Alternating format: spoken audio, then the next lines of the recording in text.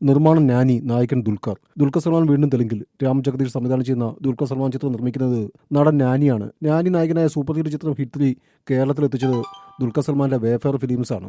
ഈ വർഷം അവസാനം ദുൽഖർ രാം ജഗദീഷ് ചിത്രത്തിന്റെ ചിത്രീകരണം ആരംഭിക്കും. രാം ജഗദീഷ് രജനി സംവിധാനം നിർവഹിച്ച് അരങ്ങേറ്റം കുറിച്ച് കോർട്ട് എന്ന ചിത്രം നാനിയാണ് അവതരിപ്പിച്ചത്. അതേസമയം ദുൽഖർ നായകനായ ആകാശം ലോക താരയുടെ അടുത്ത ഷെഡ്യൂൾ മെയ് 19 ആരംഭിക്കും. ഹൈദരാബാദിലാണ് തുടർ ചിത്രീകരണം. പവൻ സദ്നേനി സംവിധാനം ചെയ്യുന്ന ചിത്രത്തിൽ സായി പല്ലവിയാണ് നായിക.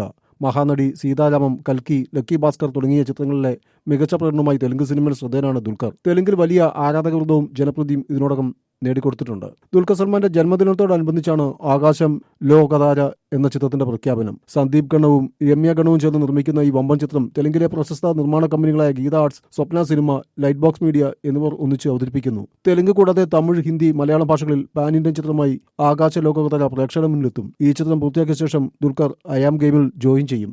കൊച്ചി, ഹൈദരാബാദ് ഷെഡ്യൂളുകളിൽ ദുൽഖർ പങ്കെടുക്കും.